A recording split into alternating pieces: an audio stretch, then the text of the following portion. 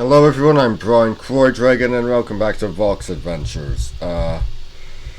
First day of April, April 1st. Oh jeez.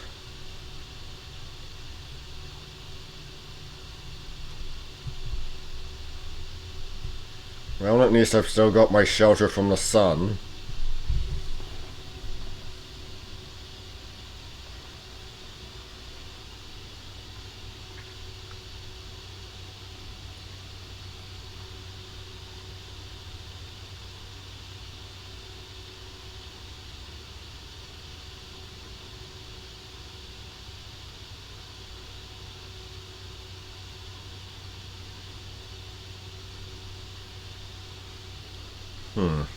Well, since it's that time of year, I'd like to talk about how Ben-Hur has taught me that you do not need, that if you're writing a story about a historical figure, mythological or legendary, uh, and Jesus is actually considered historical, and a majority of scholars of antiquity accept his existence as as let me rephrase that. They accept he existed. Uh, of all scholars of all beliefs, agnostic and atheists included, with claiming that with those going with no serious scholar committing themselves to the dead thesis that Jesus did not exist. But let's get getting sidetracked. Ben-Hur taught me that a story about such figures does not need to have them as the protagonist, and they do not need to appear uh, often throughout the story.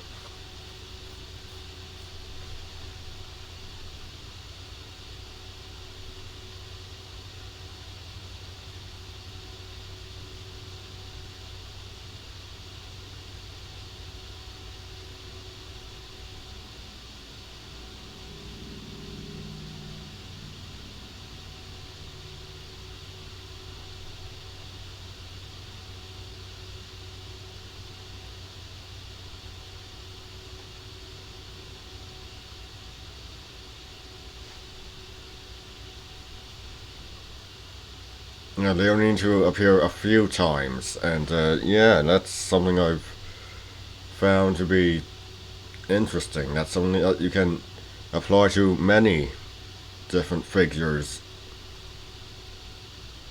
I plan to. Well, obviously, I'm going to be applying that to. I'm applying that to Chuyuhan, the town of Mulan, except Mulan will be appearing a bit more than Jesus did. I mean, with her and Chuyuhan Chuo both being in the host of the Tuaba Hanate, yeah, it's obvious that they might be seeing each other a bit more often. But when it comes to what I have titled as A Town of Heracles, it's going to be a lot more like Ben-Hur. He only appears a few times. The protagonist only meets him a few times. And of course, the protagonist, Art, he's a Gaon, of course. The protagonists of my stories typically are, hey, of such ethnicity. I mean, I'm Gaelic Irish, so there you go. Gaelic Irish on my dad's side, Highland Scottish on my mom's, so some form of Gaelic, whichever way you look at it. And it might sound like an anachronism, but the Borgabala Aaron Ireland's national epic does actually portrays like Gaons as having. Okay, let me explain this.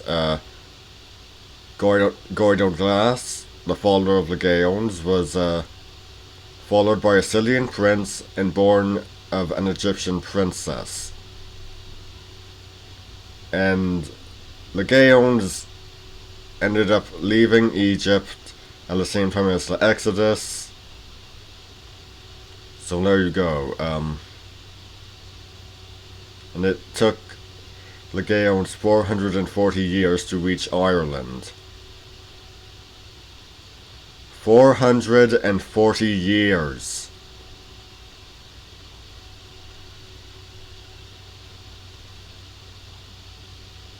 Yeah, so clearly there's a little bit of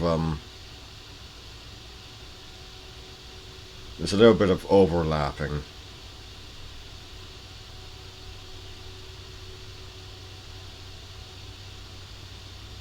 In time.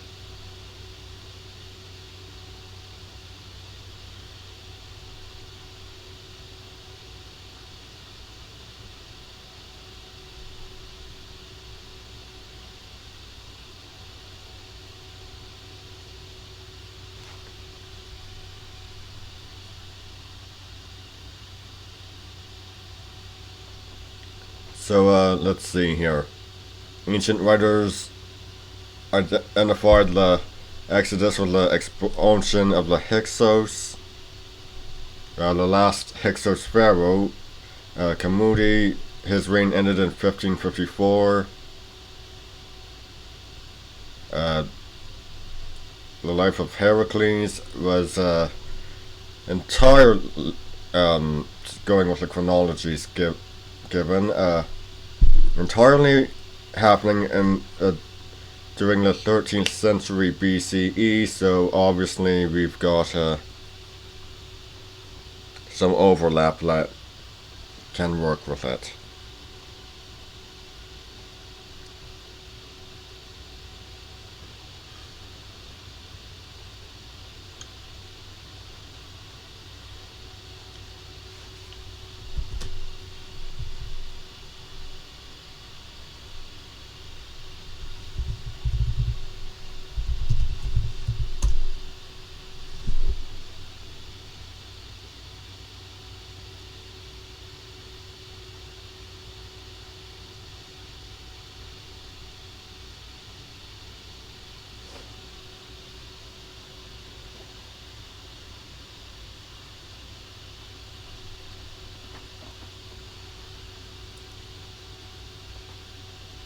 And then there are stories like Barabbas. I've not read the original book, but I have the film adaptation with Anthony Quinn, Jack Palance, and Ernest Borgnine, and Jesus doesn't actually appear. And a good reason of that, a good reason for that, is because it starts with the crucifixion, like Barabbas being freed.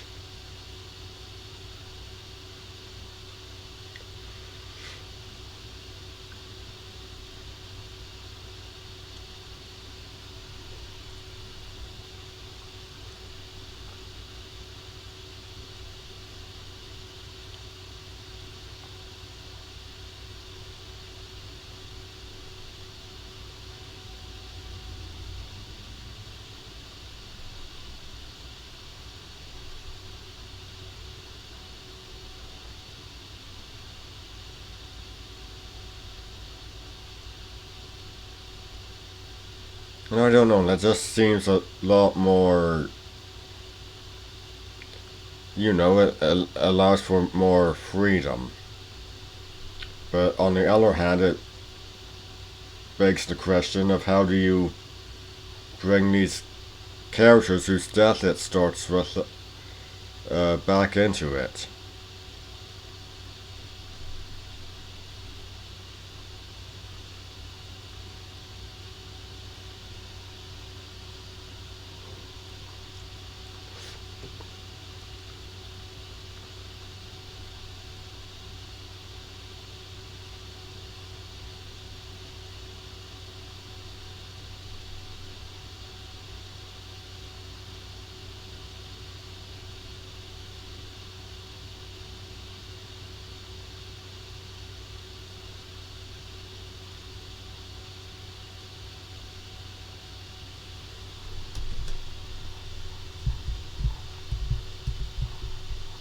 I don't know, it's just interesting to think about.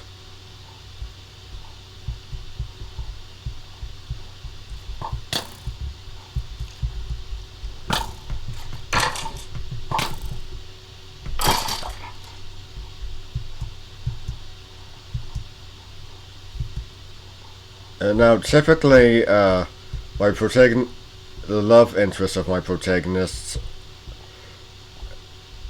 are of English descent.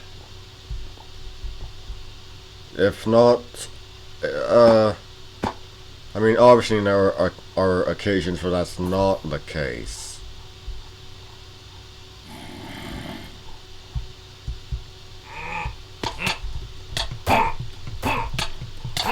But with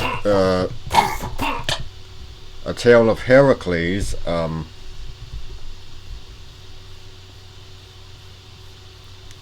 well, it depends on how you do it.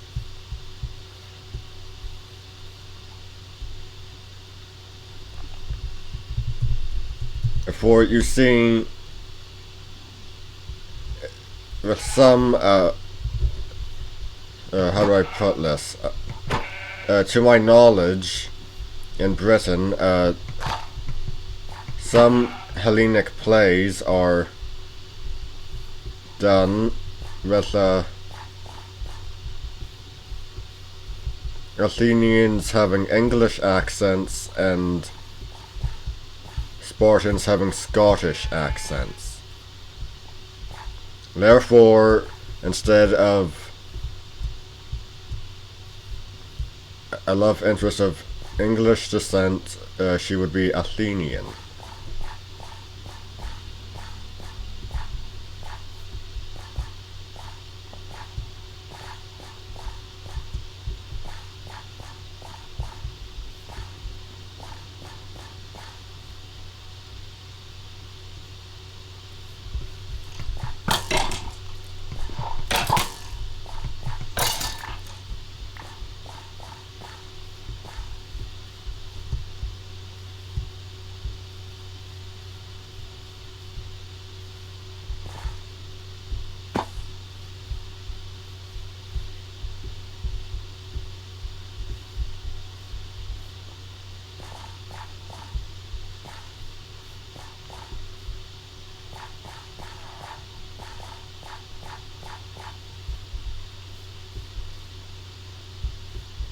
It really depends on how you look at it, and amusingly, the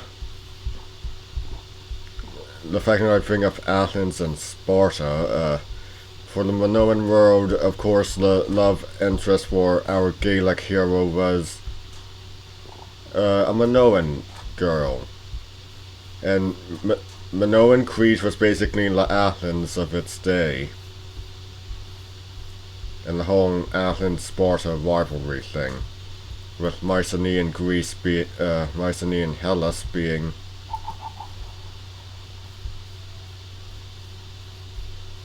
the Sparta.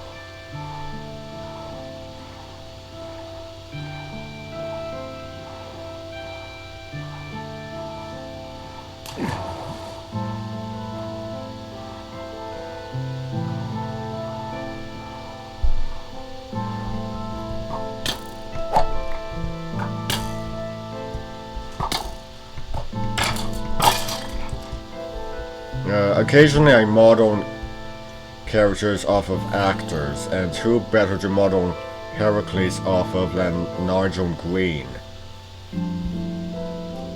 Nigel Green, of course, played the role in Ray Harryhausen's Jason and the Argonauts. He didn't look the part, not being a muscle man.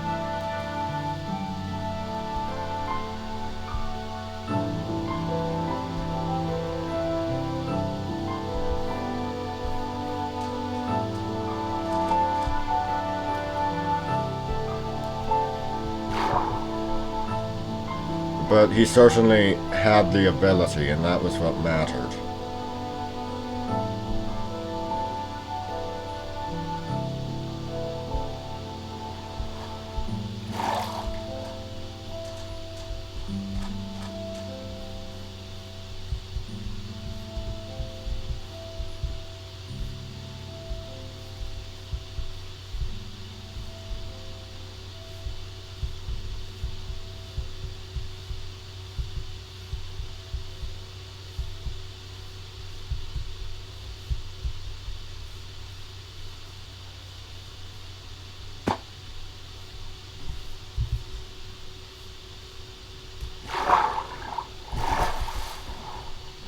Something similar later happened with Ryan Gosling being cast as Hercules and young Hercules.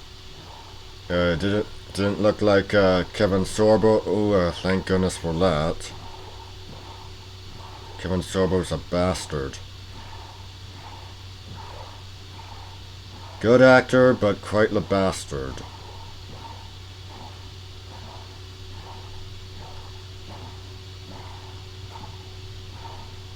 Anyway, as I was saying, he didn't look like Kevin Sorbo, but he had quite the ability.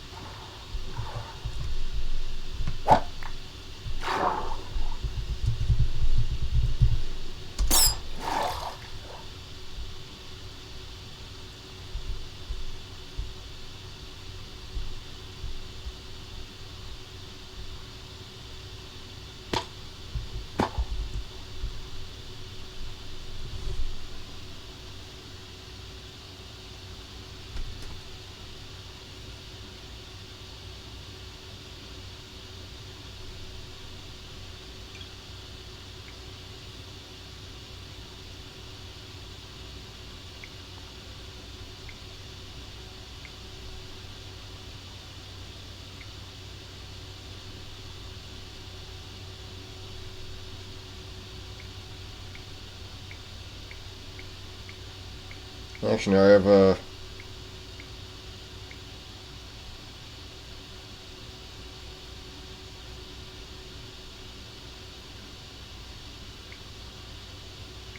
I have a book by Ray Harryhausen that I can consult.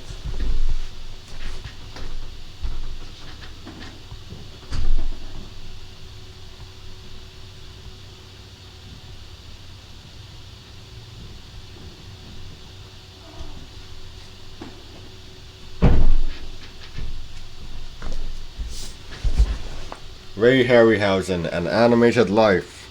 Written by Ray Harryhausen and Tony Dalton. Foreword by Ray Bradbury. Now where the hell am I? Oh, here we go.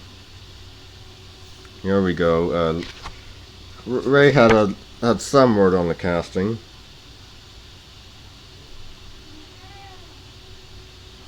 Yes.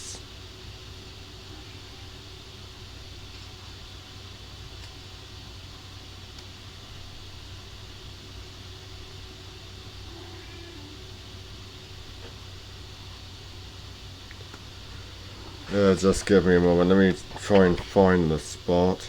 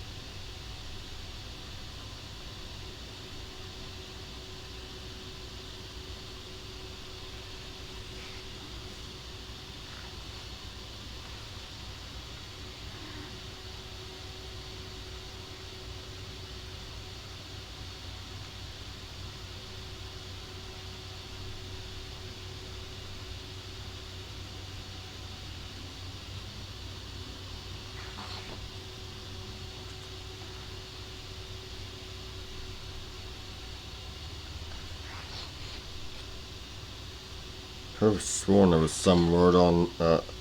He put some word in on the casting.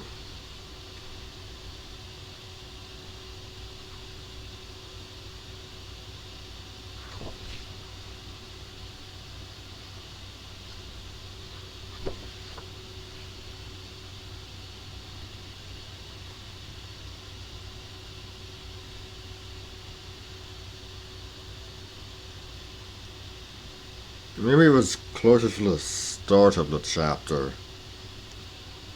Let's see here.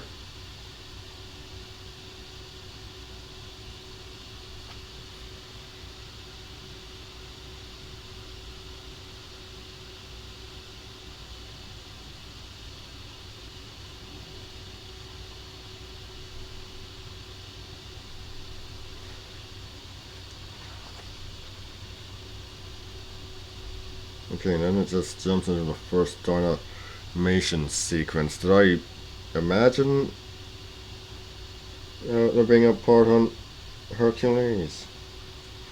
Some word on Hercules in here.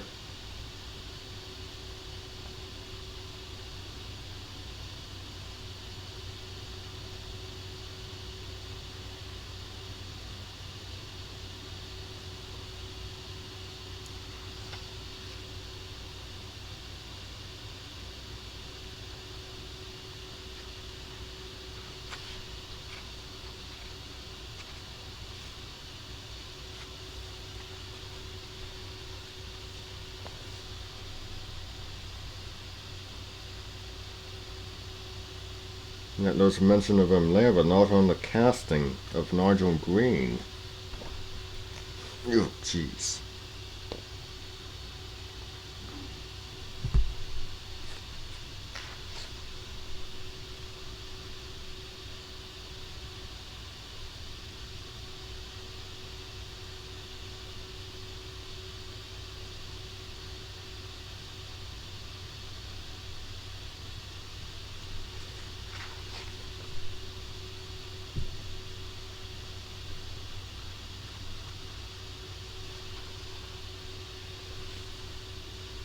Let's see here.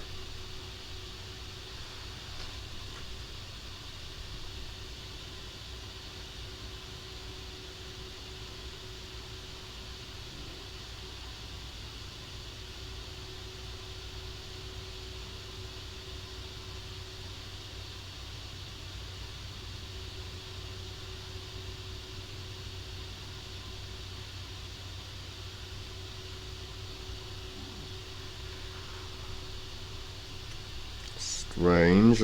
Had I dreamed it?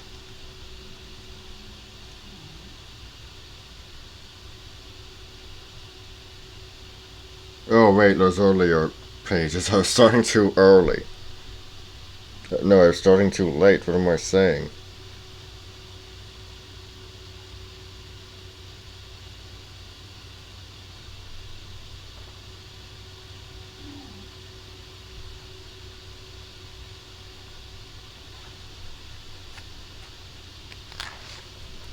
Okay, let's see here.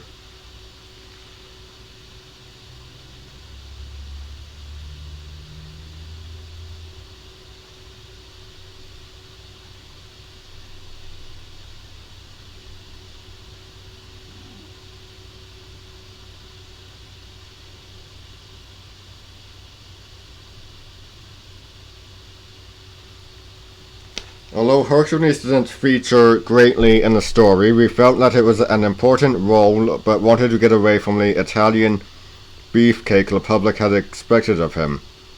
Narjan was perfect as a slightly older and more intelligent hero, who in his ratty old lion skin was both a braggart and a braggart and compassionate, especially when his friend Hylas disappears beneath the crumbling statue of Talos and he decides to stay behind to look for him.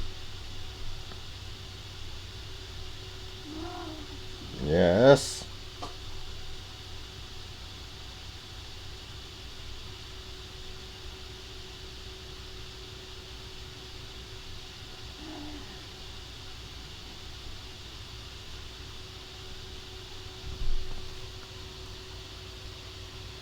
And just gonna skip on over to chapter 12, Lost Projects, Lost Worlds. That's the Abominable Snowman.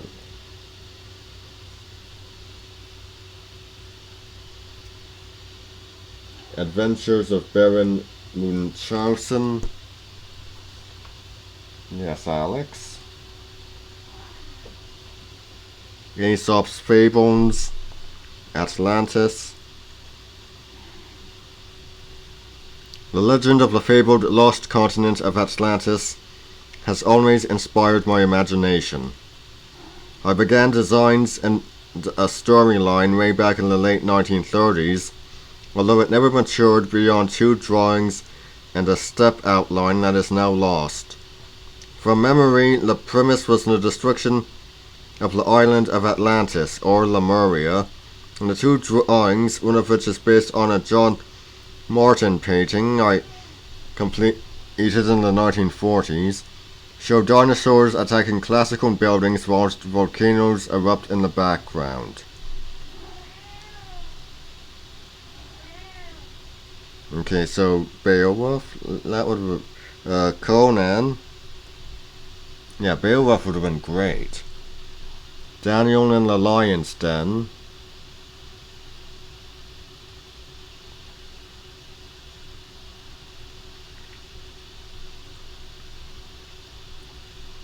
Dante's Inferno.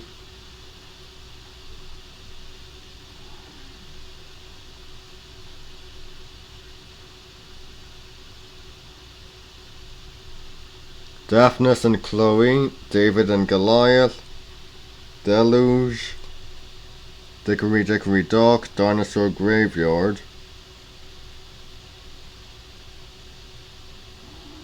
The Fall of the House of Usher, Food of the Gods, Force of the Trojans, that's the unmade sequel to Clash of the Titans.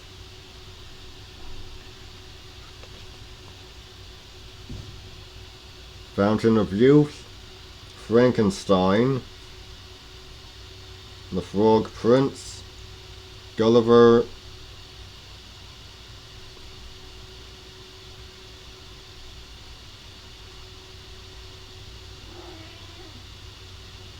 The Hobbit,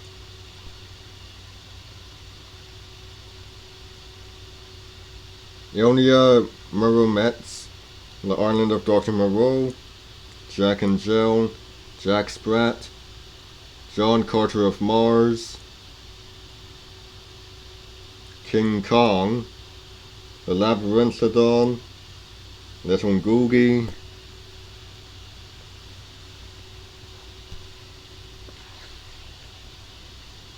The Lost City, Mary Had a Little Lamb. I mean, obviously not all of these were supposed to be movies. He did do fairy tale shorts at one point. The Monster Story, The Night Before Christmas, People of the Mist, Yes, Alex? The Princess Bride. R.U.R. The Satyr, Simple Simon, Sinbad and the Seven Wonders of the World, Sinbad Goes to Mars, an untitled Sinbad project, Skin and Bone, Sleeping Beauty, South American Adventure, Tarzan and the Ant-Men, The Three Bears, The Time Machine, To Live Forever, The Tortoise and the Hare,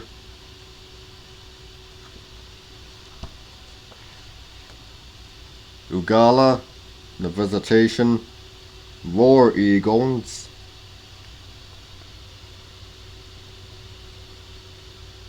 Wee Willie Winkie, When the Earth Cracked Open,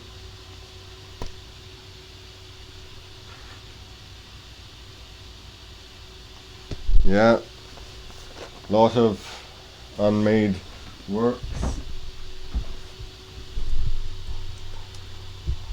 And we're lucky to have gotten what we did.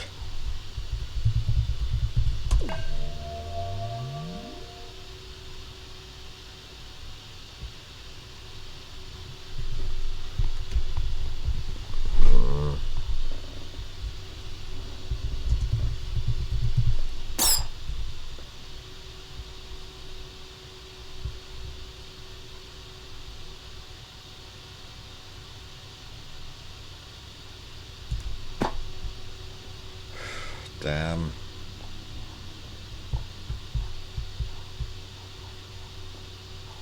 The first Ray Harryhausen film I ever saw was Mighty Joe Young. I was 14, I think. I had gotten the King Kong collection for my birthday, which of course included King Kong, Son of Kong, and Mighty Joe Young.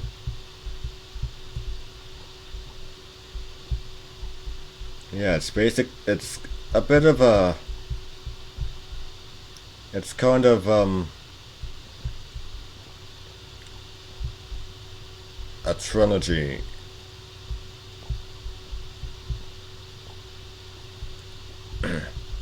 I mean, obviously King Kong, Son of Kong, Son of Kong's a sequel to King Kong, but even Mighty Joe Young, and you've got Willis O'Brien,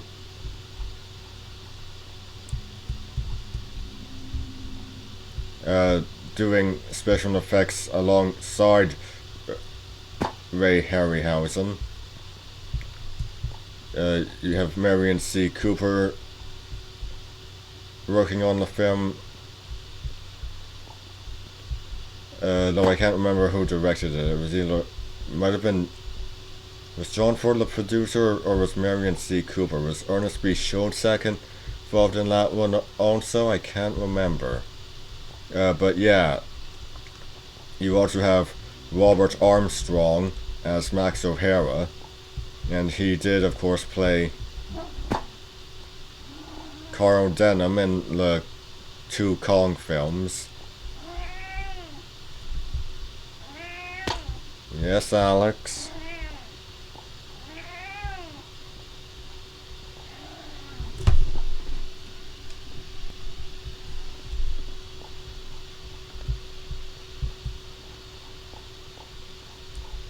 Yeah, the next one I saw was Clash of Titans.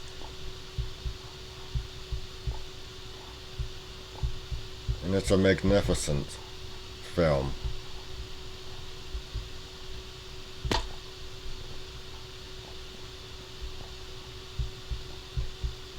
I've seen Jason and the Argonauts. I've seen the Golden Voyage of Sinbad, Sinbad and the Eye of the Tiger. I've seen bits and pieces of The Seventh Voyage of Sinbad and Granji. The Valley of Grangy.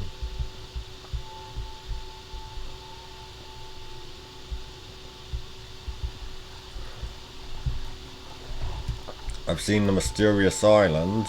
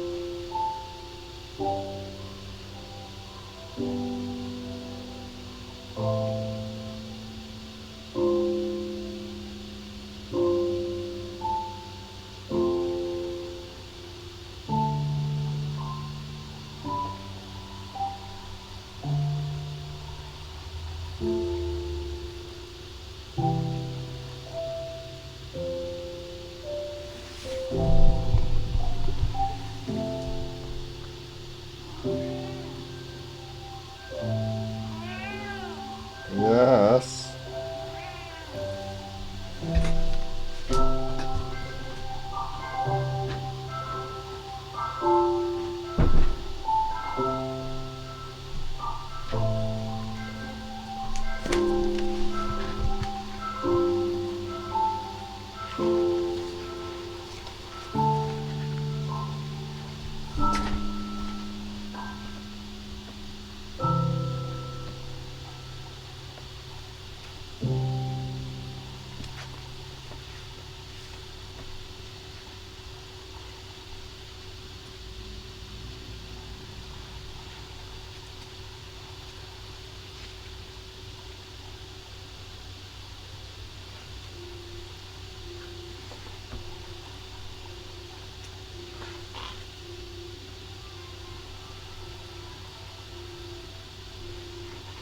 I'm actually looking for a specific passage.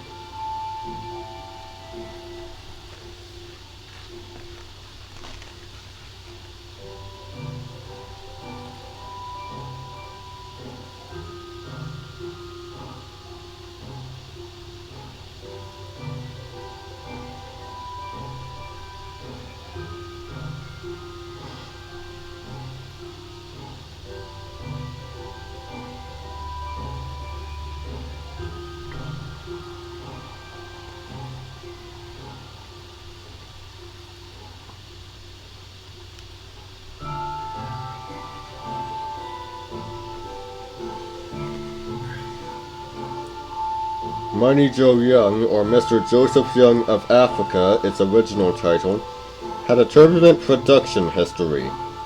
During the years of pre-production, the picture was on, then off, then on again. We never knew whether it was going to be made until the principal photography began. And even then we all had our doubts. This roller coaster ride made me aware of the pitfalls of production and supplied me with the experience to face all these difficulties when I went solo. So yeah, keep that in mind if you're going into stuff like that. Cooper had been developing the idea for some time, and though the story was Cooper's brainchild, it was ostensibly inspired by the real-life story of naturalist Augusta Maria Hoyt in her book Toto and I. Hoyt related how she raised an orphan gorilla from infancy on her plantation in French Equatorial Africa, and how it matured with astonishingly human traits. Even with this real story as a basis, Mighty Joe Young was most definitely an attempt to recapture the magic of King Kong, and if it hadn't been for its tongue-in-cheek approach, as used in Son of Kong, it probably would have succeeded. It was Cooper's idea to underscore the action with a lighter touch, but in doing so the script became a shadow of the strong character and pathos of Kong. The story was developed by Cooper, Shostak Obi, and was again written by Ruth Rose. Yeah, so obviously Shostak was involved, and obviously Obi as well as O'Brien.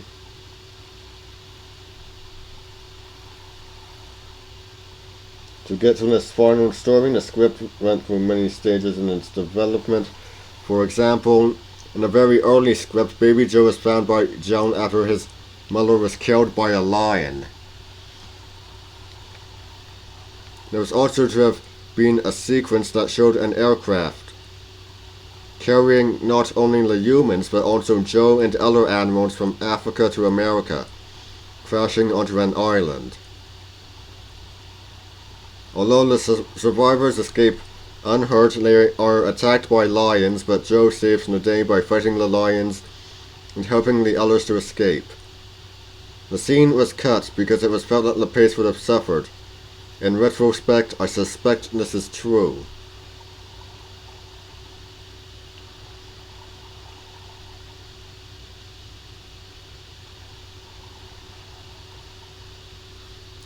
There was one other sequence discarded by Cooper, the ending. As a young man, Obi had taken a keen interest in boxing. In fact, we had both had a fascination for boxing and often went to fights together.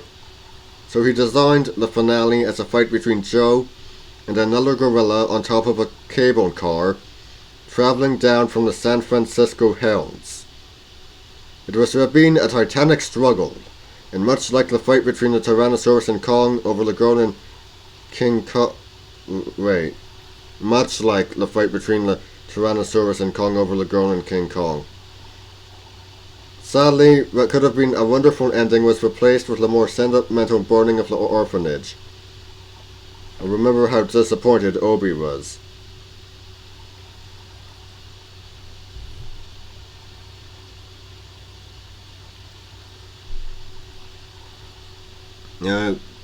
Could have had that as an earlier segment. Just saying.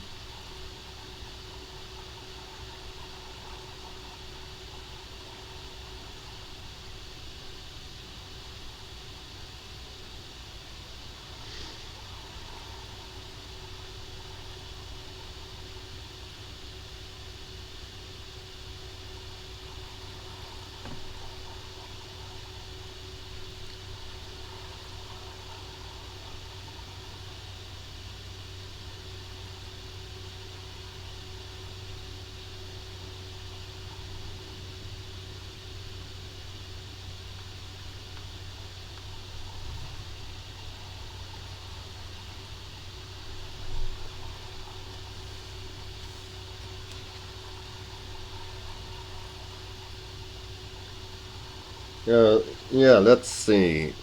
We can probably get some. Let's see if we can find some other information that wasn't used.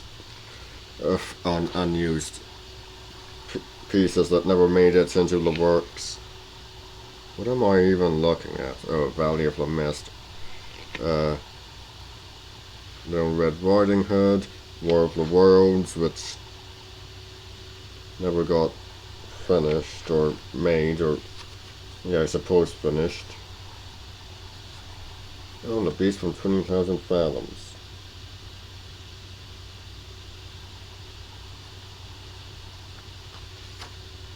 Wait, is this actually the...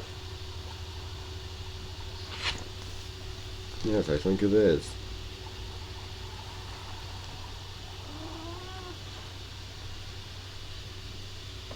Yes.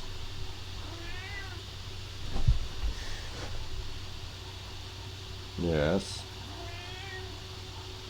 Oh, alright. Come on.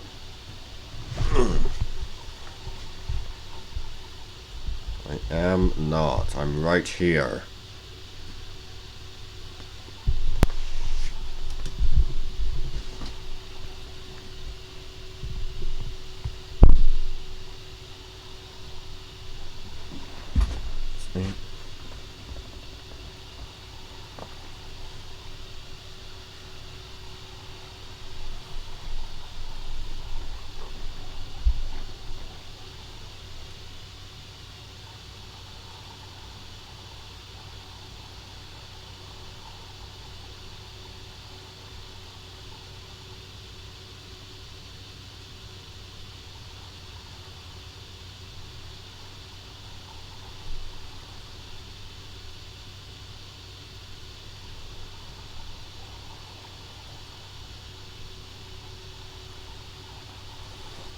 Actually, Joe's fight with Lions did end up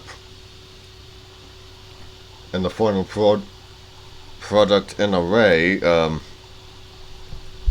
He does briefly fight with some lions during his drunken rampage in the nightclub.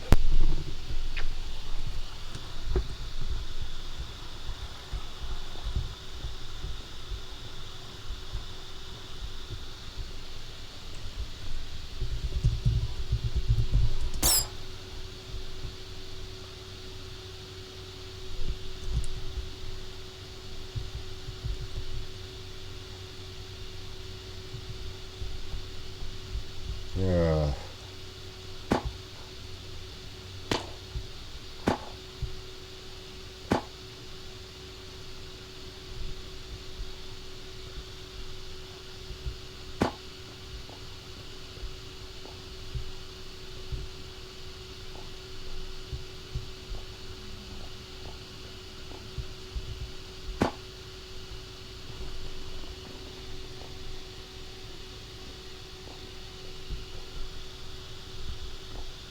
Hey, you.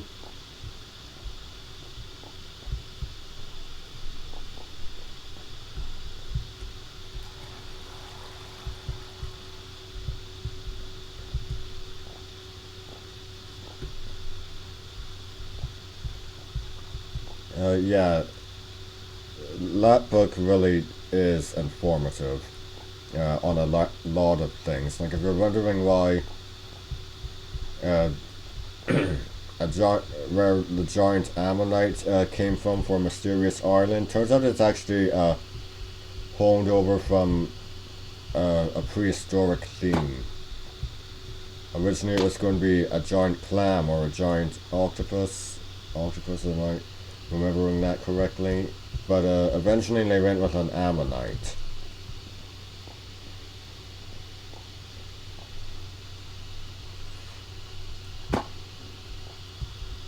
And you can obviously still see a bit of the prehistoric theme. I mean, the giant chicken is Ray Harryhausen himself, and the book identifies it as a Forest Raucous. So yeah,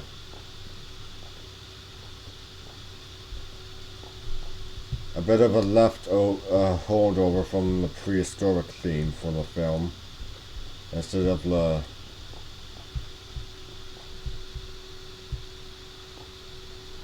taking things from food of the gods with giant animals.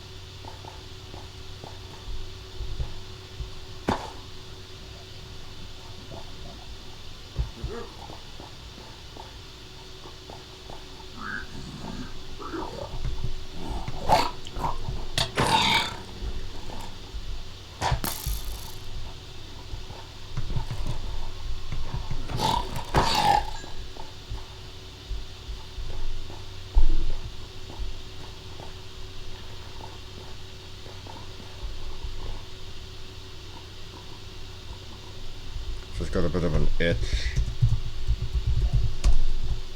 Yeah.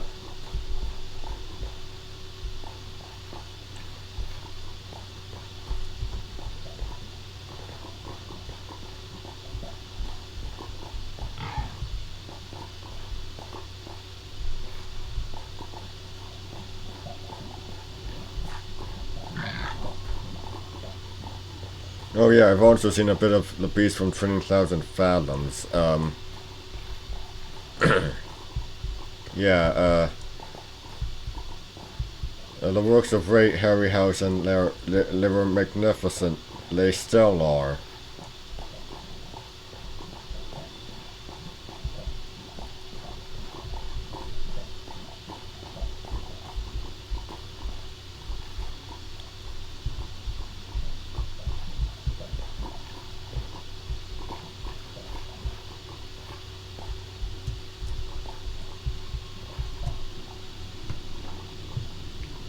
Yeah, jeez.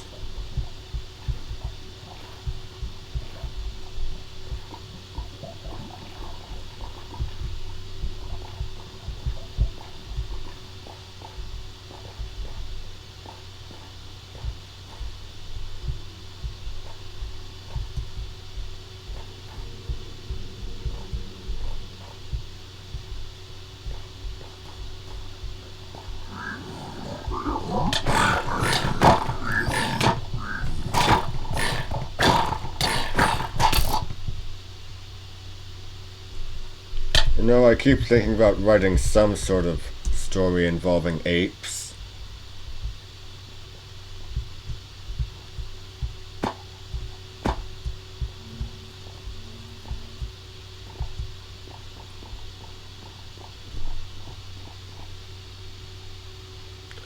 What kind? Fictional species.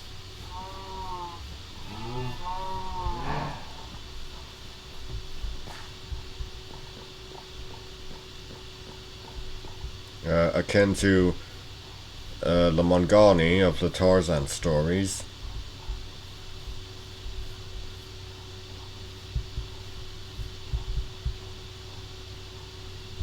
Because, I love the Tarzan stories. I mean, yeah, the Barsoom stories are Edgar Rice Burroughs' best works, but I still like the Tarzan ones.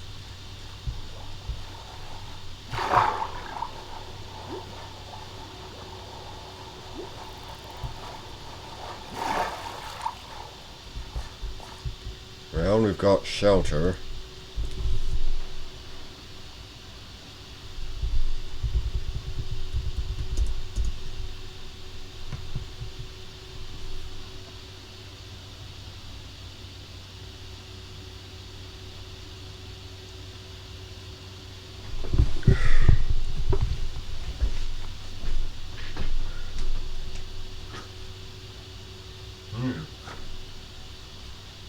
Quick bit of snow.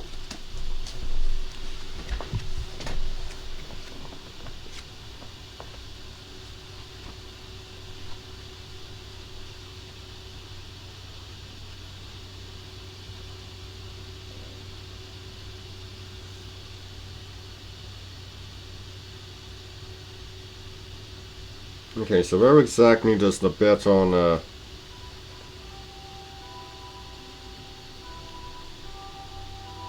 Okay, here we go. Actually, I should get a bookmark.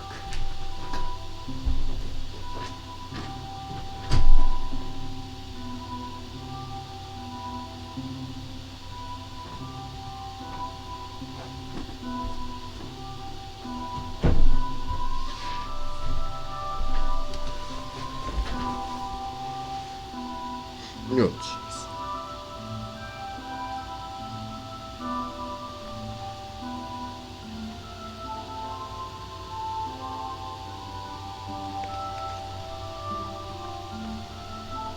My involvement in The Beast from 20,000 Fathoms began when a friend, for whom I had made the Kenny Key advert, told me that producer Jack Dietz, head of a company called Mutual Films, was scripting a project called The Monster from Under the Sea.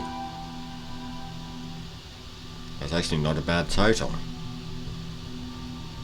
Apparently he was unsure of how to visualize the main element of the picture, the creature, and didn't know whether it would be a man in a suit or an alligator dressed up.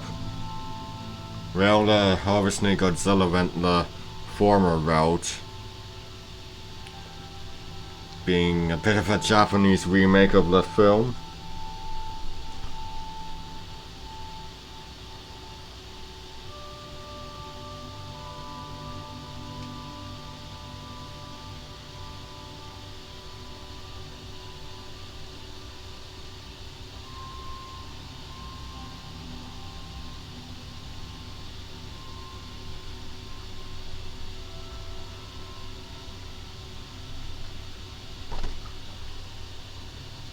The first was written by G.J. Schnitzer and called The Monster from Under the Sea. Reading it now, it bears no resemblance whatsoever to the final screenplay. I have not seen the entire film. I'm reading this. The story was about a group of scientists who pierced the Earth's crust, unleashing an alien monster that was trapped there before time began. The creature tells humanity that it will take over the world.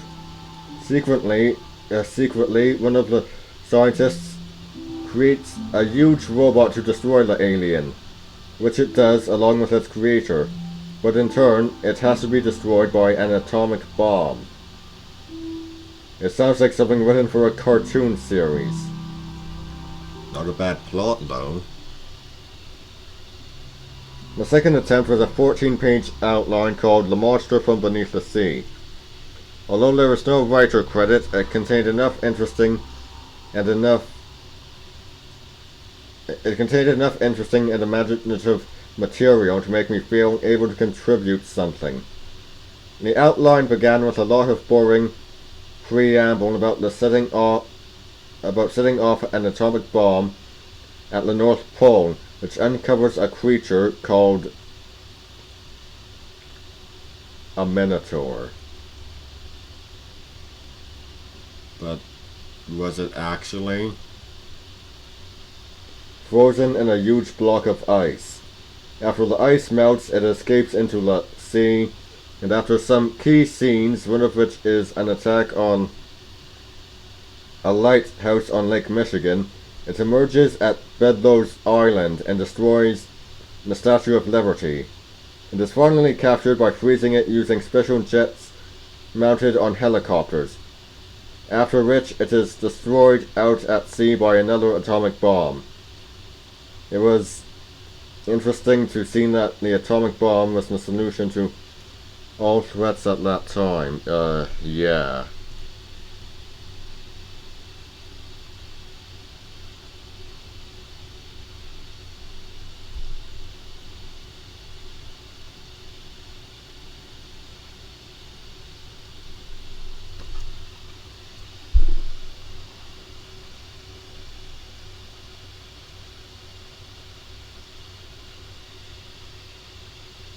Okay, let's see here.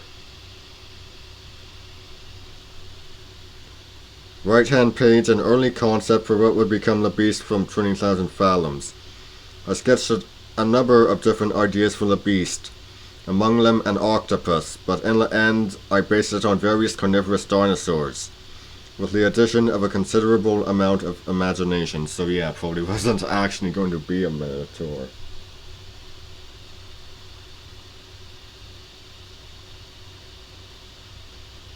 The first draft screenplay was written by Lou Morheim and Fred Freiberger. It was at this stage that I began to make a number of sketches of the monster. At that time, no one had any idea of what the creature should look like. All they knew was that they wanted a monster, leaving me with a free hand. One early concept considered before I arrived, apart from the Minotaur, was a mosasaur, a marine lizard from the Mesozoic age. But it was felt that such a creature would have been too small for the storyline. They wanted it big. In the end, I based the final design on several dinosaurs, mainly the Tyrannosaurus, helped by a liberal dose of imagination. For some reason, the creation was called a Rhedosaurus, and although I can't remember where this name came from, I suspect Hal Chester, or one of the writers, coined it. Over the years, people have suggested that the first two letters relate to the initials of a certain animator. I have no comment.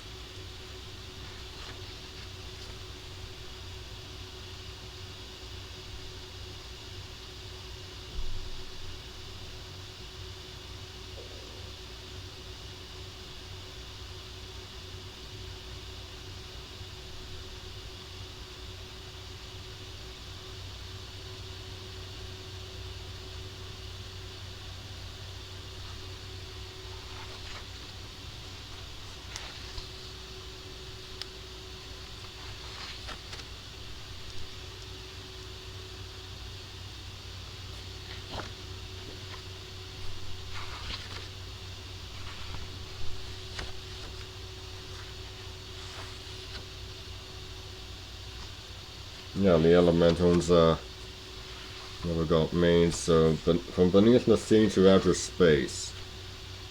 Let's see, in the story of King Midas, they came from beneath the sea, Animal World. Earth versus the Flying Saucers, 20 million miles to Earth. Excuse me one moment.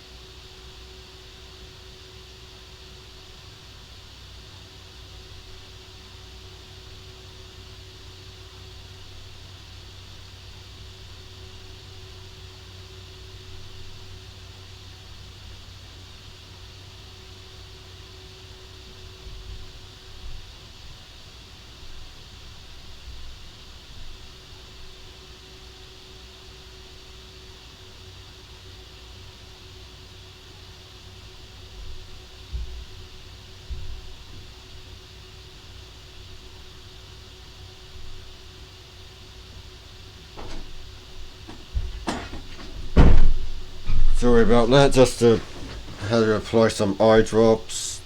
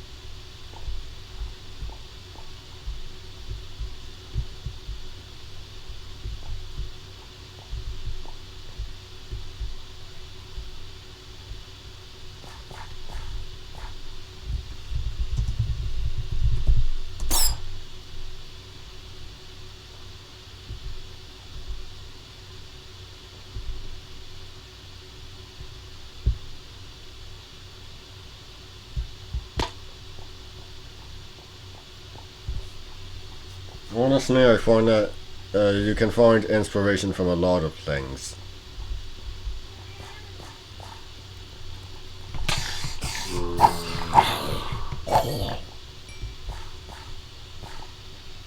Yes, Alex?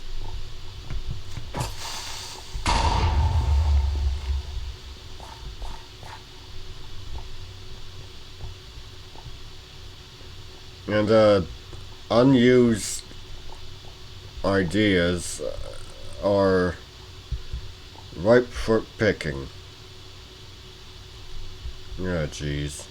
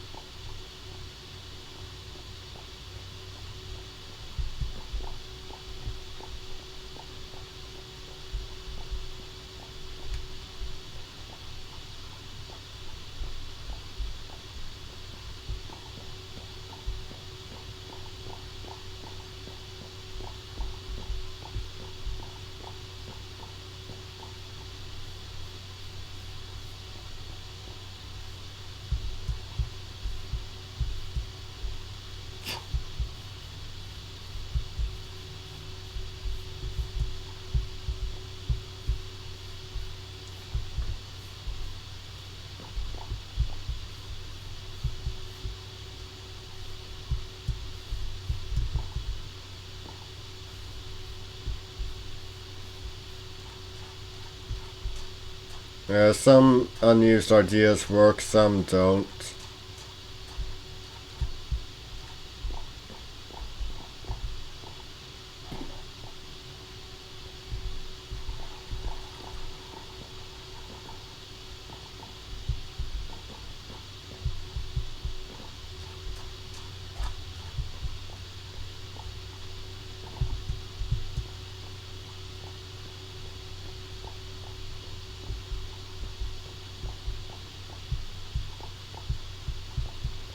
And honestly, it sometimes helps you to find a title. Working titles can be a great help. If it didn't work for someone else, maybe it won't for you.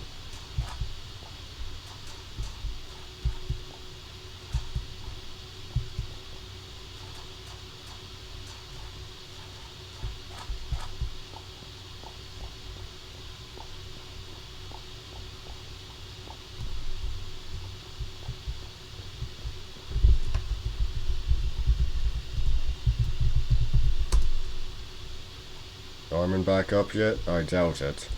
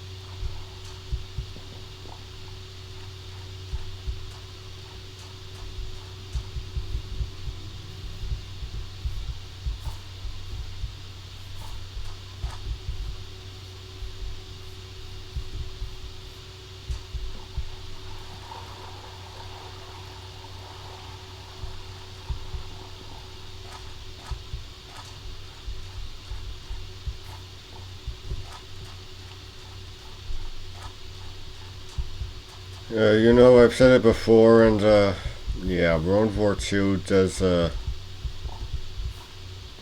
I'm not sure if I'm even accurate on this, but it seems to be a bit overused with historical wars for uh, settings when it comes to the 20th century.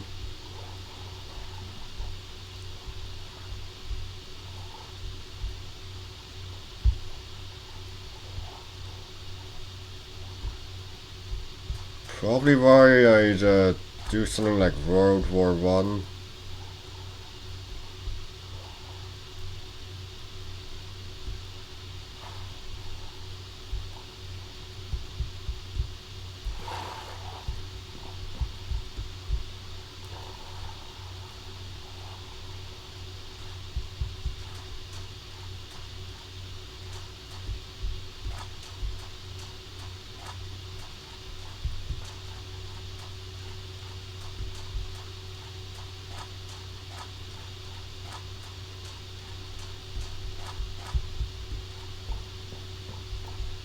For some stories. I mean, obviously, if I'm gonna do something Captain America inspired, I'm gonna take the unused idea for Ultimate Captain America and go with the Gulf War, but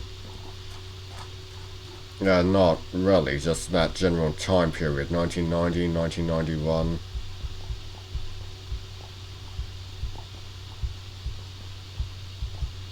And have him be fighting criminals instead of, enemy agents. Criminals, polite, no, not polite, corrupt politicians, abusive husbands. I mean, I've talked about this before, and it's meant to, the story would be inspired by Captain America, Superman, and take a look at a lot of the unused ideas and even the early stuff. It's important if you're taking inspiration from a work to really, really make sure you're standing on your own 2 feet.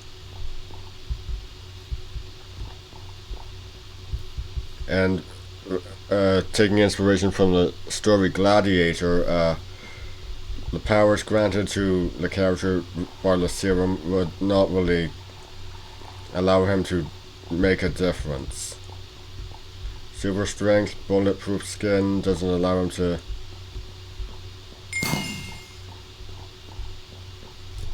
clean up crime.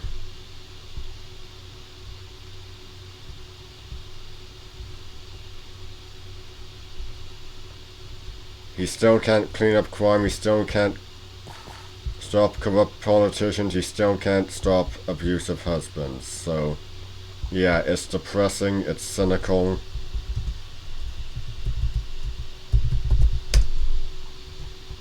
But that's just how things are.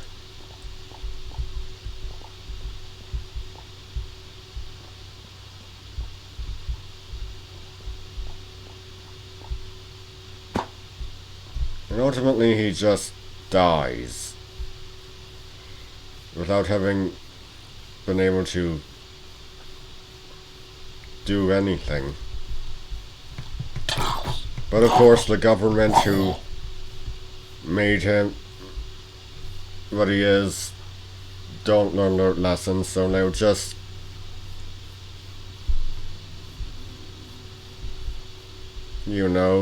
try and make him just try it again with the next guy.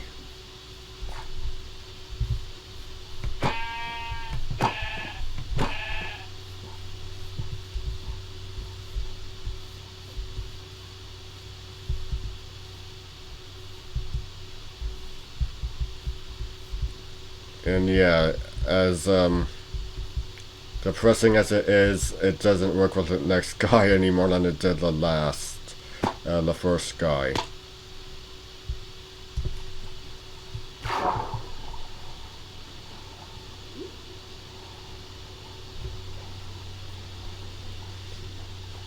And eventually he just becomes the villain, the second guy.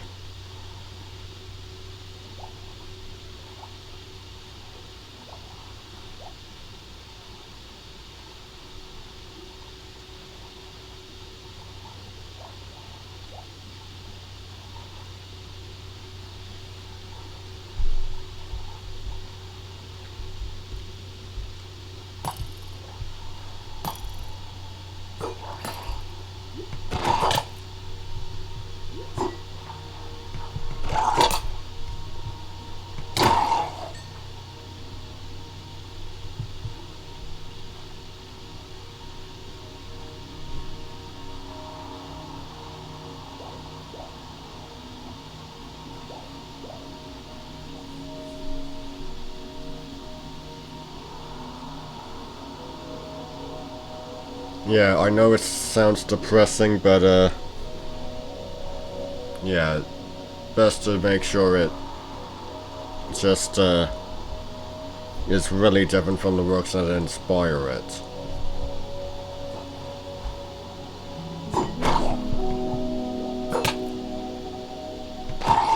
If you want just plain Superman or just plain Captain America, you can read the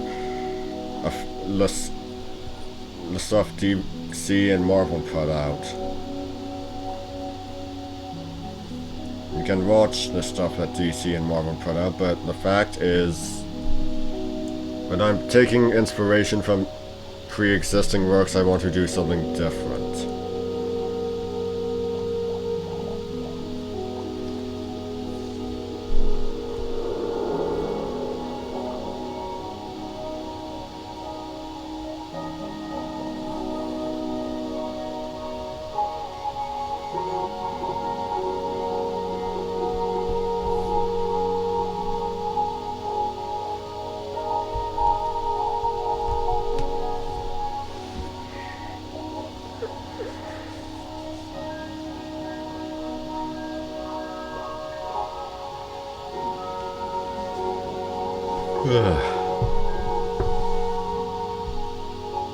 Hey, you.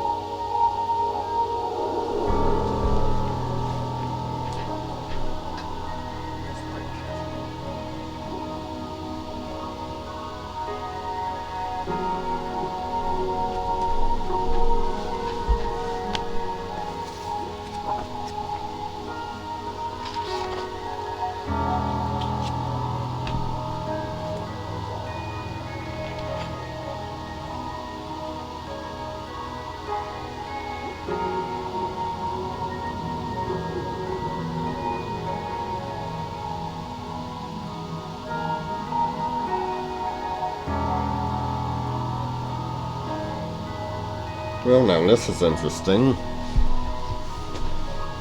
In 1953, at the instigation of Ray Bradbury, I began correspondence with Paul Kohner and director John Huston concerning the possible animation of the whale for their forthcoming production of Moby Dick.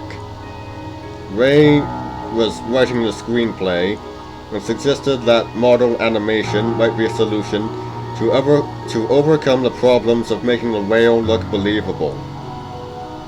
I had several meetings and conversations with both Kohner and Huston, but the correspondence illustrates I must have been struggling to convince them of the advantages of stop motion. In one letter, Kohner suggested experimenting with live sharks fitted with rubber latex coverings to give the appearance of a sperm whale. What? As politely as I could, I made the point that we had used stock footage of an octopus from the mouth of a shark for the beast from 20,000 fathoms, but it always looks as if the shark was trying to shake the octopus off. In another letter to Houston, in which I described the process of dimensional animation, I suggested that the whale be a rubber model and combined with traveling mats of the ocean to give them the control they needed. I must have been aware that Houston planned to use the CinemaScope lens, because I mentioned that it may cause unforeseen problems, and some experimental work would have to be done to see what limitation the process may cause. I even sent a costing and several sketches for a test. The scene I envisaged was the whale destroying one of the rowing boats to Houston's associate producer, Lenman Katz, which was for 2.5 weeks at the cost of $2,520. In the end, nothing materialized, and eventually the effects were executed in England using a model whale, a tank, and high-speed photography.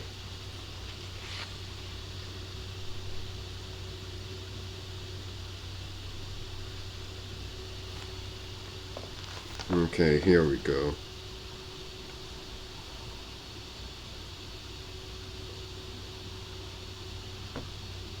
What on you? Still okay. Here we go. The title for the project at that stage was Monster of the Deep. And I wrote to Charles just before Christmas 1953, telling him that I estimated the effects to take 5 or 6 months, depending on the final screenplay. Okay. Getting a bit of ahead of ourselves there, but Monster of the Deep, very good title.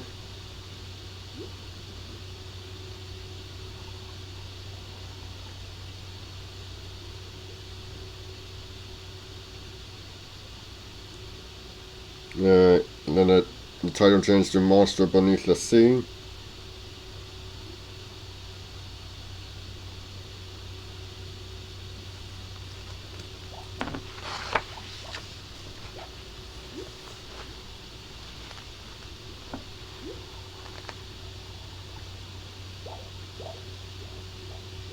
Underwater cavern in an earthquake was among the scenes dropped, for it came beneath the sea. Came from beneath the sea, that's interesting.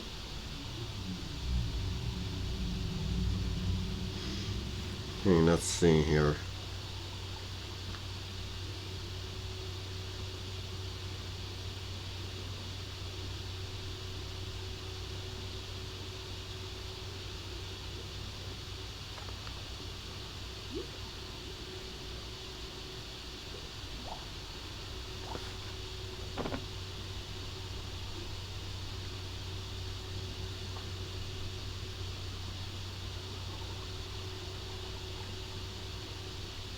Oh, interesting.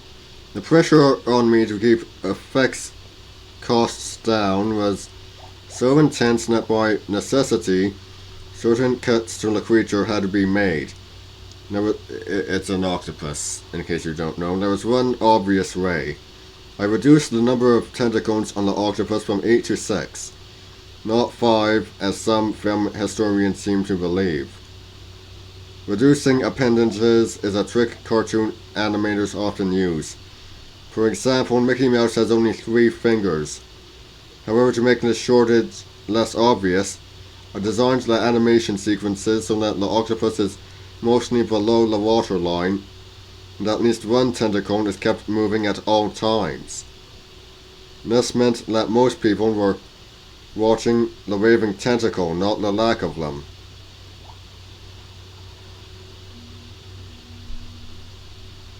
No one noticed until quite by accident I let it slip in an interview that it was really a sextopus.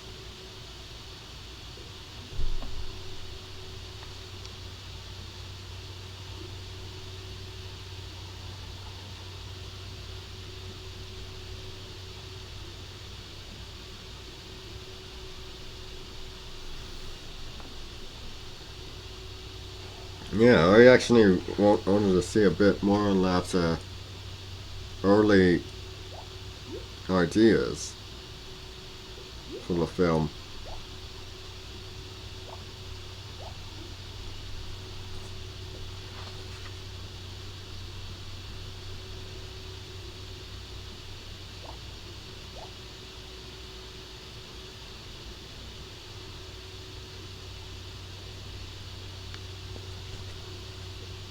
Mm.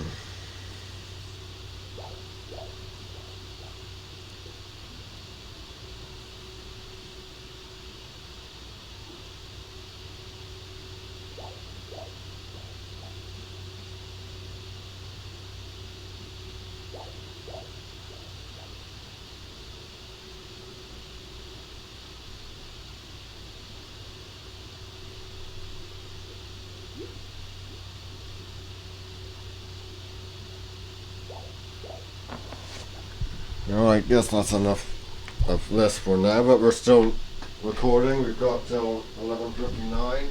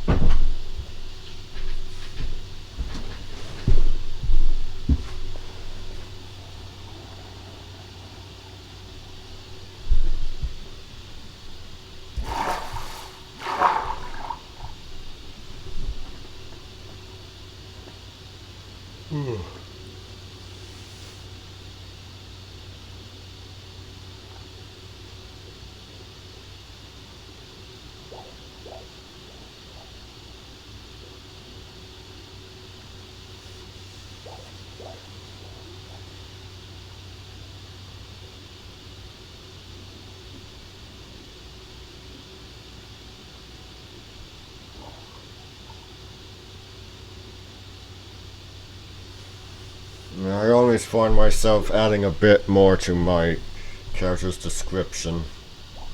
For instance, just a little while ago, I added sharp cheekbones to my protagonists.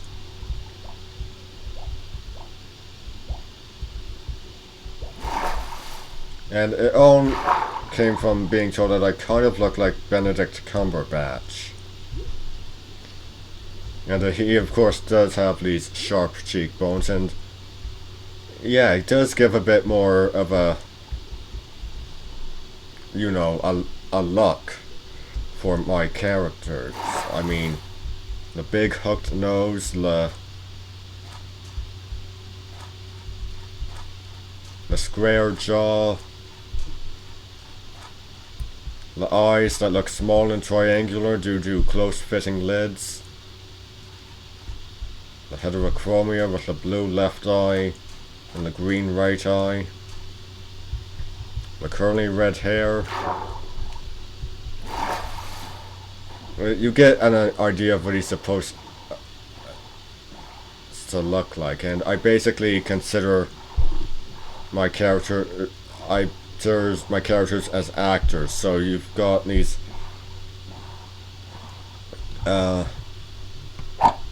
so it's basically they're characters in a role, and that's basically they're actors in a role, and that's basically what you get. I reuse appearances, and it just works.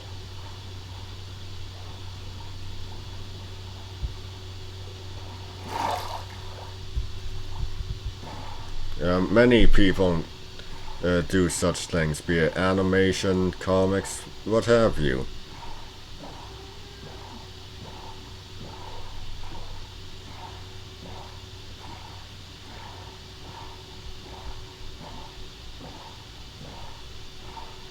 As for the female leads,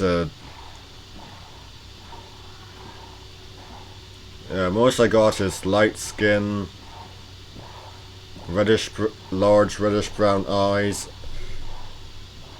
Obviously to contrast with the male lead, who has these, who is close-fitting lids. His eyes look small and triangular. Long, straight red hair, honest face, cute mouth, good set of legs.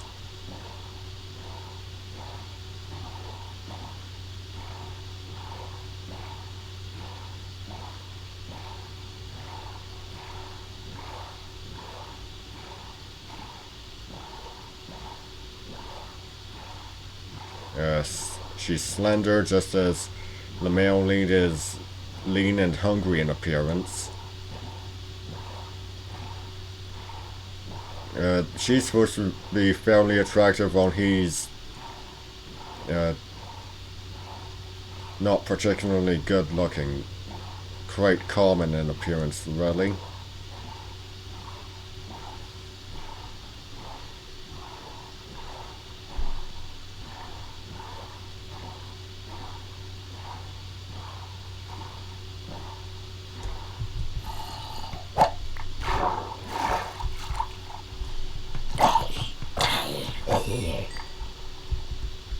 The hooked nose and square jaw I, of course, got from Dick Tracy.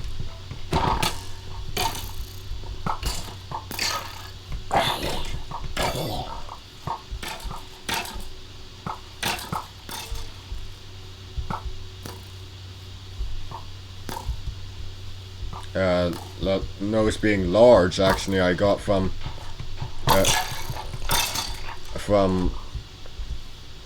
Edison Marshall's portrayal of Heracles in his book Earth Giant, and the eyes being having close-fitting lids that make them seem small and triangular also come from the physical portrayal of Heracles in Earth Giant. As for heterochromia, I have heterochromia myself, but the heterochromia is different. It's actually split in one eye. for me. And the colors are green and brown instead of blue and green.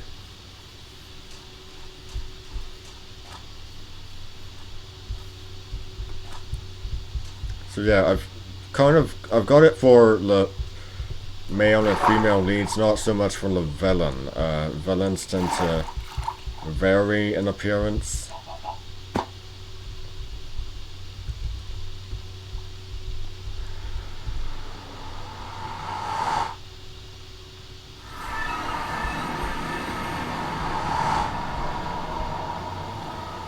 So the male lead is supposed to be of Irish heritage, female lead of English. Uh, as far as animal characters, I'm quite fond of caracals, as you well know. So, if there's an animal sidekick, it's gonna be a caracal.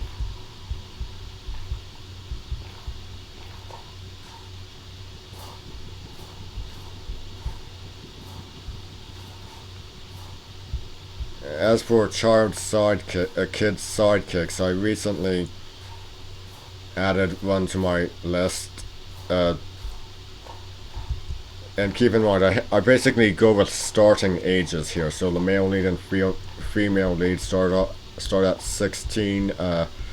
This kid's sidekick is about 10 years younger, so she's 6. West Asian in ancestry. Brown hair, brown eyes. Not much of a rather nondescript in appearance, but may add more to it, you know, the older she gets.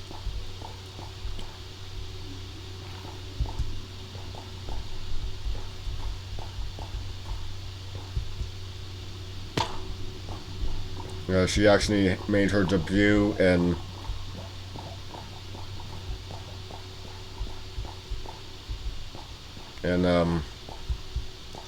Alexander Le Carricon's Big Top Adventure, while the male and female lead actually made their debut in Dive into the Bygone.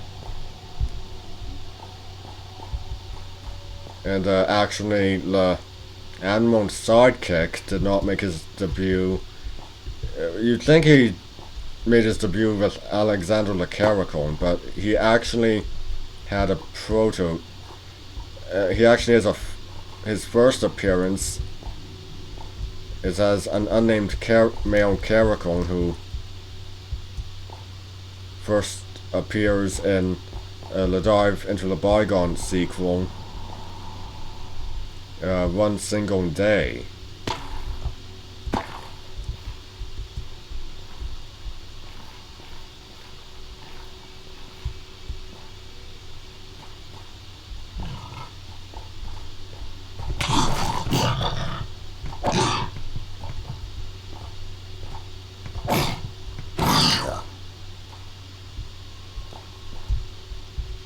As for villains, I don't really have any recurring villain actors, so to speak. For more, if I do more stories set during World War I, or just late enough for the character to have been around during the German Empire, yeah, I might reuse Herr von Feln's appearance. Herr von Feln being the main human antagonist in the Alexander Le Carricon series.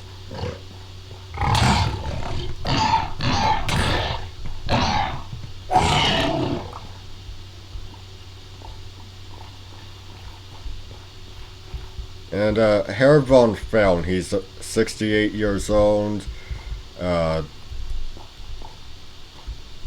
Pale as all get out. Black-eyed.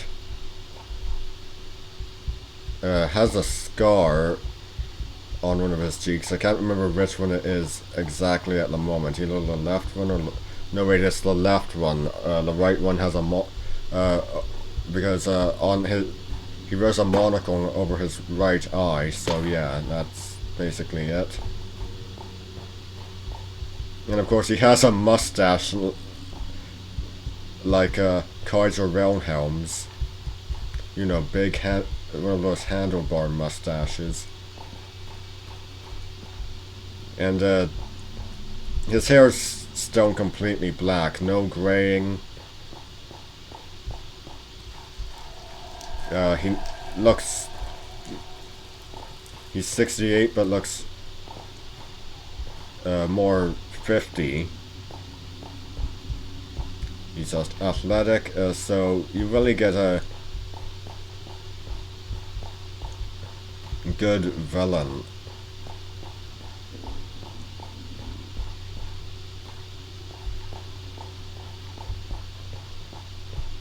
And a lot of him was actually inspired by Von Richter from Jumanji the animated series. He's this German flavored big game hunter who I hypothesize actually came from a completely different game, a war themed game, and that's because of the pickle hob that he's wearing, the army boots, the army coat. Even his gun is more military than Van Pelt's hunting rifle. So I really hypothesize the character comes from a World War One themed war game originally, and somehow made it to Jumanji. And with Herr von Fahrenheit, went with that military theme and actually made him a veteran of the Franco-Prussian War, later called the Franco-German War. So he actually still wears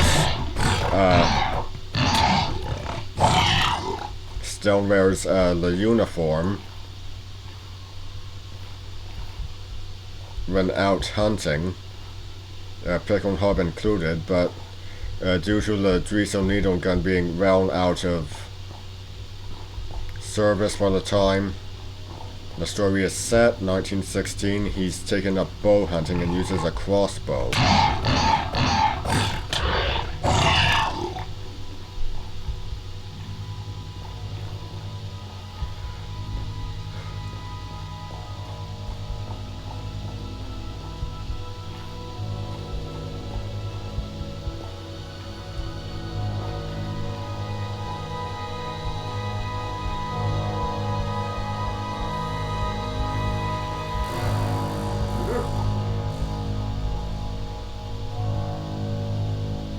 Is that a ghast?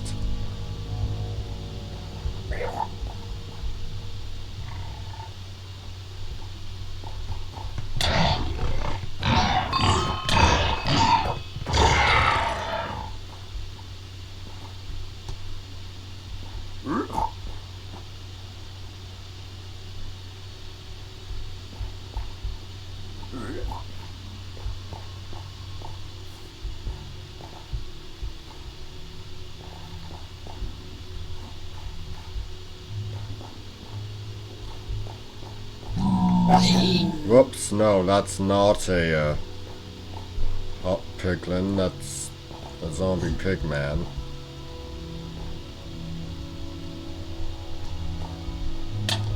Yeah.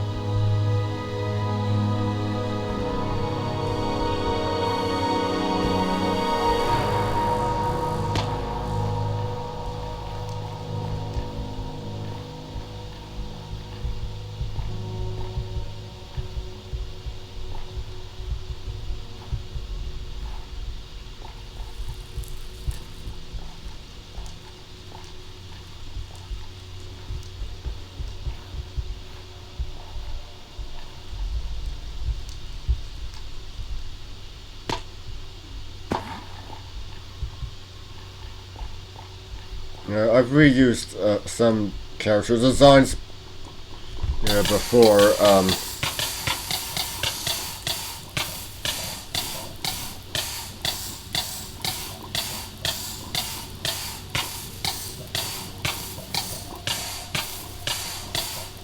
Out, but not to the point of them becoming recurring yet.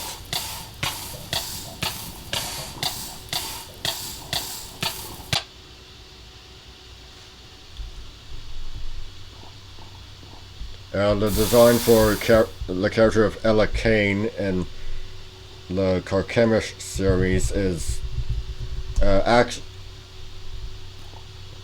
actually first saw use for one of the teen characters in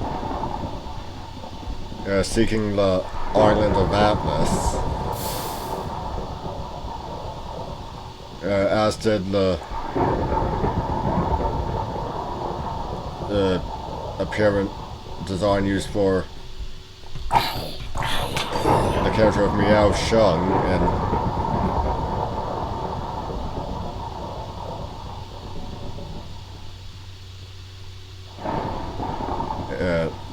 from the Carchemish series. So yeah,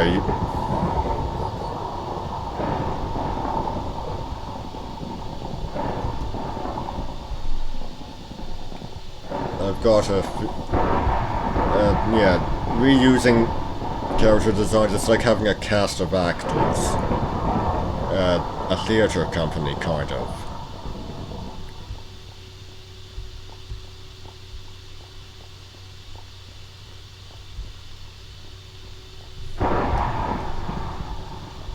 Oh jeez, look at this.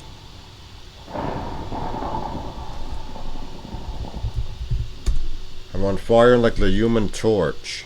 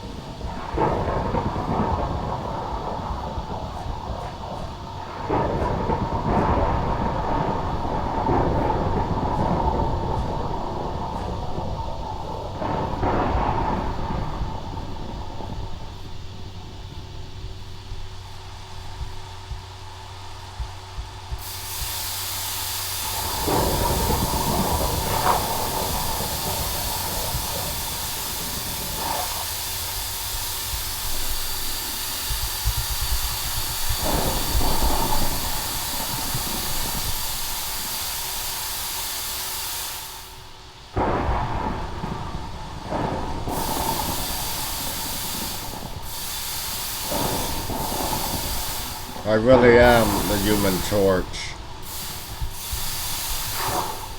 Oh my god.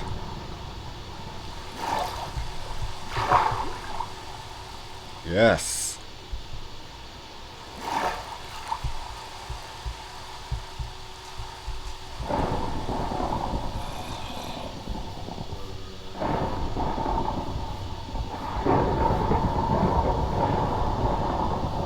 I need blood.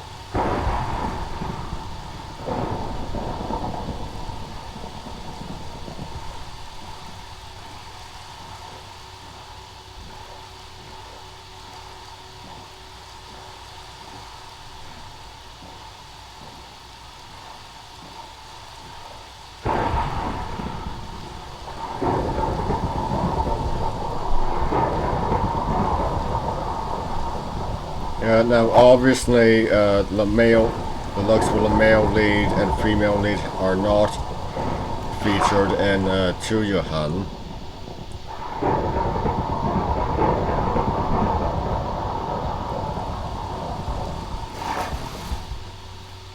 And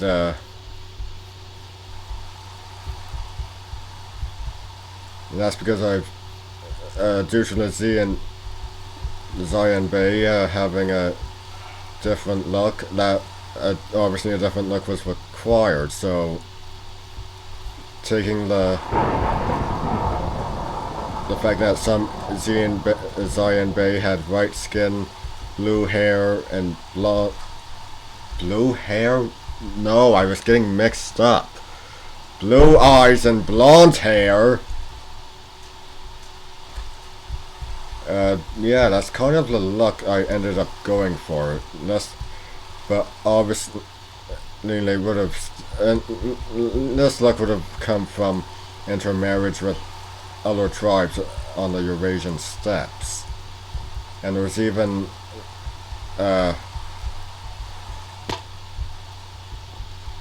knowledge of some even having reddish hair. So Tuyuhan Chuo has reddish blonde hair. He's got white skin, blue eyes.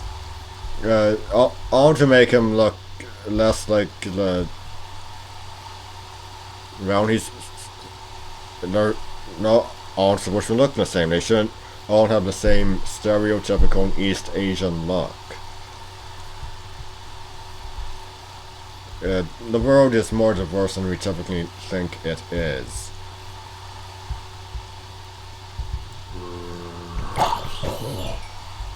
In fact, I know of someone who... I once saw someone dismissively call the portrayal of Lagertha in Vikings as White Mulan. And, of course, yeah, Lagertha is white, obviously. She's Norse. She's got the blonde hair, the blue eyes, and... obviously, yeah, some Zion Bay had white skin, blue eyes, blonde hair, and I just think to myself, irony, thy name is ignorance. And that's basically it, and that's what ultimately influenced me to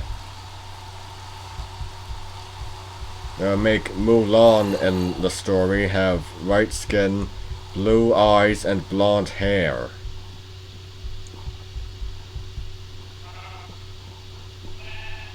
I really didn't have any idea what her appearance was even going to be. In fact, my earliest plans were just to have her be mentioned only, never actually physically appear. Then I saw this guy dismissively refer to Lagertha as White Mulan, and basically the decision was made.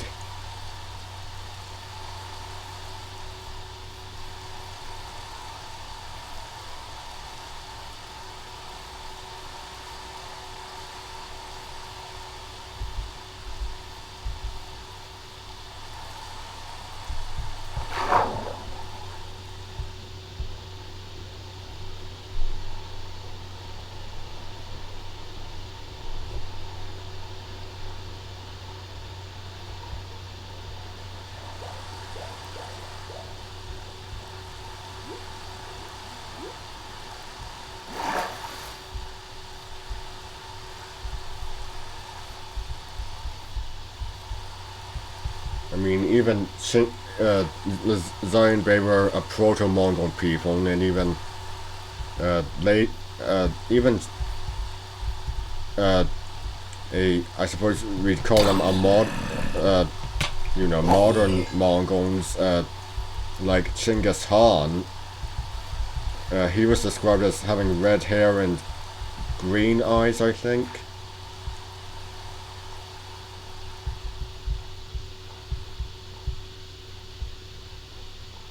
And again, red hair, that's something that does occur in Mongolia. So it's not just about making the character look different. In the case of Chuo and Mulan, it's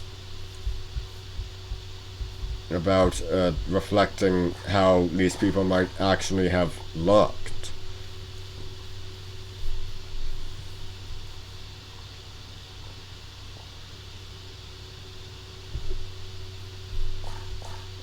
And of course, some Zion Bay had white skin, blue eyes, and blonde hair, and some didn't look that different from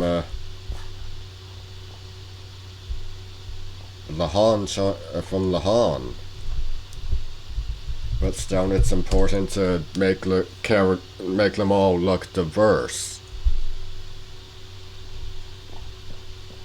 Yeah, just going with the typical East Asian look for all is a bit well, it's lazy, especially if you've done your research.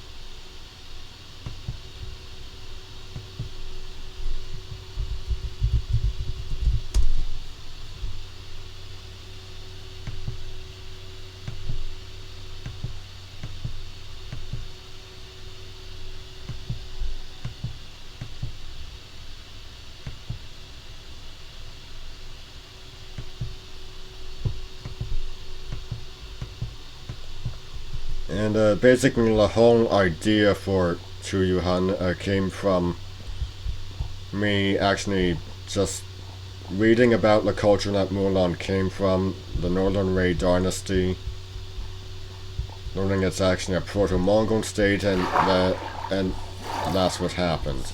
I got inspired.